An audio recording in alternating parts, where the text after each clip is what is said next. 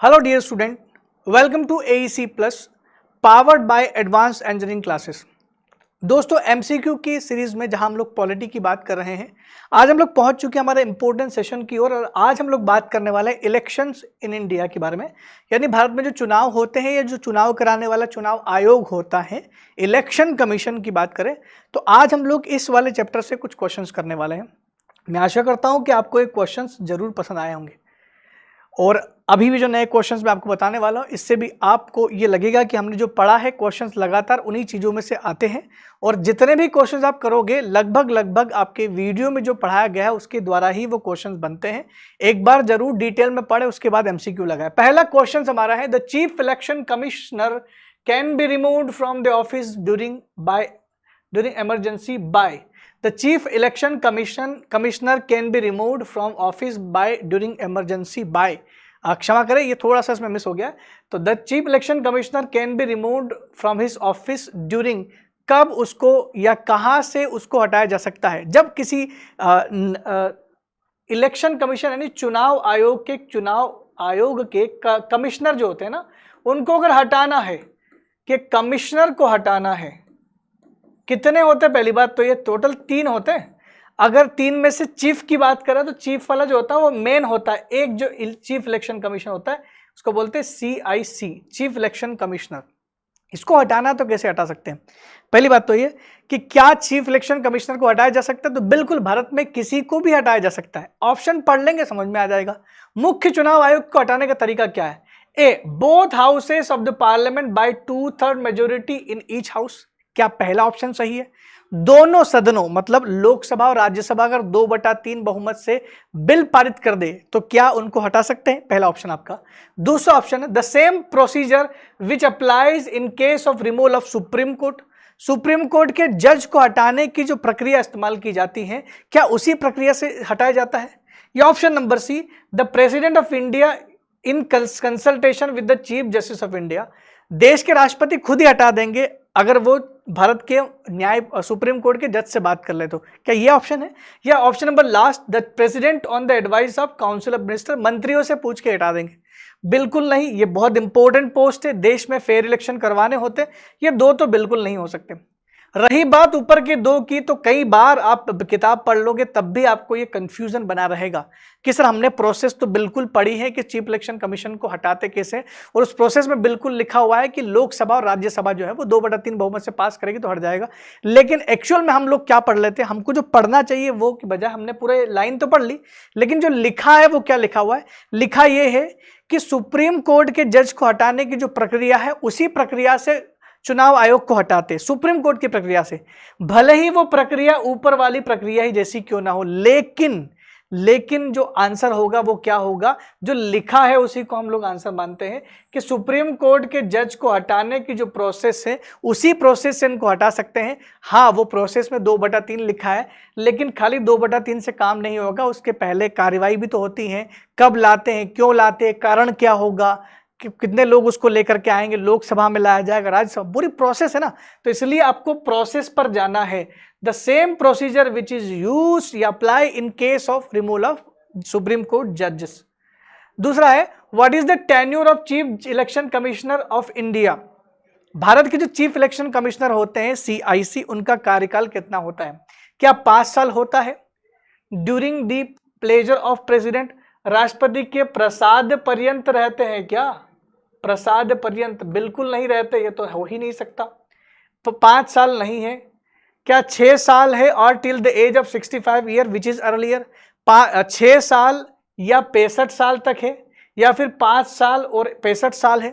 इसको ऐसे लिखते हैं 6 65 5 65, मतलब कार्यकाल 6 साल है, लेकिन 65 साल की उम्र तक हो जाए तो उस तब हट जाएंगे। मान लो कोई व्यक्ति 64 साल की उम्र में इलेक्शन कमीशन बनता है और बोल दिया कि कार्यकाल 6 साल है, तो वो 2 साल में रिटायर हो जाएगा। मान लो 5 साल कार्यकाल है तो भी वो 2 साल में रिटायर होगा। क्यों? क्योंकि उसको 65 तक पूरा करना है। 64 और 65 ये खत्म हो जाएगा, 65 हुआ और खत्म। तो कुल मिला के बात यह है कि कितना कार्यकाल होता है, तो आपने क्लास के दौरान पढ़ा होगा, इनका कार्यकाल होता है 6 साल और 65 साल, जो भी पहले हो यही इनका कार्यकाल होता है, ध्यान रखना, ठीक है। नेक्स्ट है क्वेश्चन नंबर 3 है, which of the following is not related to election commission, इनमें से क्या चीज इलेक्शन कमीशन से जुड़ी हुई नहीं है। To issues notification of election, क्या इलेक्शन का नोटिफिकेशन ये करते हैं या नहीं करते हैं। दूसरा टू डिस्ट्रीब्यूट इलेक्शन सिंबल, ये चुनाव के जो चुनाव चिन्ह होते हैं वो कौन देते हैं, क्या यही देते हैं। Option number C, to settle the validity of election, election की वैलिडिटी बताते कब करवाना है, क्या है। To conduct the election peacefully, शांतिपूर्ण तरीके से इलेक्शन करवाते हैं। तो ध्यान से सुनिए, ये इलेक्शन कमीशन करवाते हैं, चुनाव चिन्ह यही देते हैं, इलेक्शन का वैलिडिटी कब तक, इलेक्शन कब करवाना है, कैसे करवाना है, ये सब की वैलिडिटी बताते हैं, वैधता तय करते हैं। To conduct the election peacefully, शांतिपूर्ण करते हैं। To issues the notification of election, ये नहीं करते हैं, नोटिफिकेशन इशू ये नहीं करते, ये एग्जीक्यूटिव ऑफिसर ही कर सकता है, जो कार्यकारी अधिकारी होते हैं वो करते हैं, इलेक्शन कमीशन का एक काम नहीं, उनका काम ये नीचे के 3 है। तो राइट आंसर आपका क्या हो जाएगा, राइट आंसर हो जाएगा, ये तो हो गया गलत, ये गलत, ये गलत, ये हो गया सही। कहने को ये सही है तीनों, लेकिन उसने पूछा है कि नॉट रिलेटेड, तो वो रिलेटेड नहीं है, ठीक है। नेक्स्ट क्वेश्चन हमारा question number 4, voting rights by youths at the age of 18 years was exercised for the first time in which general election. बहुत सिंपल सा और बहुत सही क्वेश्चन है। क्वेश्चन ये है कि भारत में पहली बार कब 18 साल के युवाओं ने वोट डाला था, 18 साल के वोटर ने वोट किया था, ये क्वेश्चन पूछा था।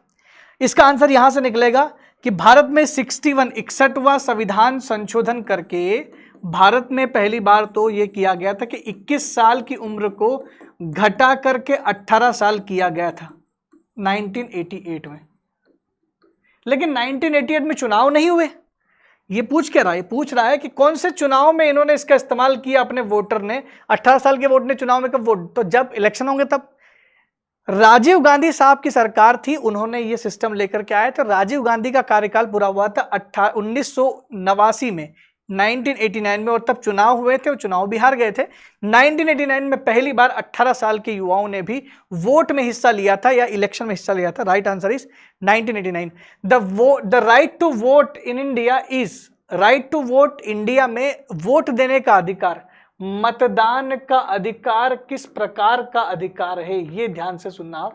क्या आपके पास मतदान का अधिकार है, किस प्रकार का अधिकार, क्या ये एक फंडामेंटल राइट्स है? फंडामेंटल राइट्स नहीं है। फंडामेंटल राइट्स होता तो ये आर्टिकल 12 से 35 में होता है ना, लेकिन आपका वोट का जो राइट है वो कहाँ है, वो आता आपका 326 में। बिल्कुल ये नहीं हो सकता। क्या ये कॉन्स्टिट्यूशनल राइट्स है, संवैधानिक अधिकार है? ये संवैधानिक अधिकार भी नहीं है। ये अधिकार संविधान ने हमें, संविधान में इसके बारे में तो बताया गया, लेकिन इसे संवैधानिक राइट्स नहीं बोल सकते। क्या ये नेचुरल राइट्स है, प्राकृतिक अधिकार है? तो नहीं, प्राकृतिक अधिकार इसको नहीं बोलते। प्राकृतिक अधिकार ये नहीं होते, नैसर्गिक अधिकार कुछ और होते हैं, ये अलग चीज है और वो अलग चीज है। बात करते हैं लास्ट वाला लीगल राइट्स की। क्या ये लीगल राइट है, क्या ये कानूनी अधिकार है? तो बिल्कुल ये कानूनी अधिकार है, क्योंकि ये जो आर्टिकल है जो आप पढ़ रहे हैं 326 के आसपास के, 300, 326, ये सारे आर्टिकल में जो बात कही गई है वो सब आपके लीगल राइट्स ही हैं। ये आपके कौन से अधिकार है? कानूनी अधिकार है, या इसे सिटीजन राइट्स भी बोल सकते हैं, नागरिक अधिकार भी है। Which of the following is concern with the 61th amendment of the constitution? 61वां संविधान संशोधन किससे जुड़ा हुआ है? अभी जस्ट बताया मैंने, अगर आपको ध्यान रहा तो। इमरजेंसी पावर ऑफ प्रेसिडेंट, क्या इससे जुड़ा हुआ है? नहीं। Power of president to extend the president rule, इससे जुड़ा हुआ है? नहीं, ये तो 356 में है। Lowering the age of voter, क्या वोट डालने की उम्र को कम किया गया था? या फिर फाइनेंशियल इमरजेंसी, ये तो 360 में है, वो अलग चीज है। तो यही वो राइट उत्तर है जो आपको लिखना है। क्यों? क्योंकि 61वें संविधान संशोधन से वोट की जो एज है उसको रिड्यूस किया गया था, 21 से क्या कर दिया गया था? 18। यही क्या, lowering the age of voters, voter की एज को कम कर दिया गया था, लो कर दिया गया था, 21 से घटा के 18 कर दिया गया था। तो दिनेश गोस्वामी समिति committee was concerned with, Dinesh Goswami समिति का संबंध किससे है? D nationalisation of bank. D nationalisation कभी कहाँ हुआ? ये नेशनलाइजेशन ऑफ बैंक हो सकता है, ये नहीं है, ये तो बिल्कुल भी नहीं है। Electoral reform, step to put down insurgency in north east, ये भी नहीं है। The problem of Chakma, Chakmas जो है ना, ये तो चकमा और होजोंग जो है ये जनजातियां हैं जो हमारे देश में रेफ्यूजी की तरह रह रही है, बांग्लादेश से आई हुई है। तो ये तो जनजाति, उनके बारे में नहीं। इलेक्शन रिफॉर्म के बारे में दिनेश गोस्वामी समिति ने कहा था, इनकम डिक्लेरेशन को लेकर के उनका कुछ व्यूज था। तो दिनेश गोस्वामी समिति ने भारत में इलेक्शन को लेकर सुधार की बात कही थी कि एक व्यक्ति 2 जगह से ज्यादा चुनाव नहीं लड़ सकता, पता नहीं कितने जगह से फॉर्म भर दिया हो, तो मैक्सिमम 2 जगह लड़ सकता था, वो भी इनकी बात थी। Which one of following the national voters day, इनमें से कौन से दिवस को हम लोग राष्ट्रीय मतदाता दिवस मनाते हैं? क्या 5 जून, 1 नवंबर, 25 जनवरी या 8 मार्च? किस दिन मनाते? डायरेक्ट क्वेश्चन है, इसलिए उसका उत्तर डायरेक्ट ही बनेगा 1950। 25 जनवरी 1950 को भारत का निर्वाचन आयोग बनाया गया था, ये ध्यान रखना। निर्वाचन आयोग का, इलेक्शन कमीशन का गठन किया गया था और उसी दिन की वजह से 2011 से है लगभग हम लोग भारत में वोटर्स डे मना रहे हैं। 2011 से मना रहे, अब अभी हर साल मनाते, इस बार भी मनाया गया है। इस बार का वोटर्स डे का जो थीम है, वोटिंग नथिंग पर वी शुड वोट, वोट के सिवा, वोट के जैसा कोई नहीं, हमें वोट करना चाहिए। Vote is nothing but we should vote for country या फॉर इंडिया, भारत के लिए हमें वोट करना बहुत जरूरी है, करना चाहिए। 90 करोड़ से ज्यादा वोटर भारत में हो गए। तो ये था आपका आज का इलेक्शन कमीशन को और इलेक्शन को लेकर के हमारे कुछ एमसीक्यूज, जो मुझे लगता है कि बहुत अच्छे से आपको समझ में आए होंगे। इसी तरह की और भी वीडियो आपके सामने लेकर के आऊँगा। तब तक के लिए दोस्तों धन्यवाद, थैंक यू वेरी मच।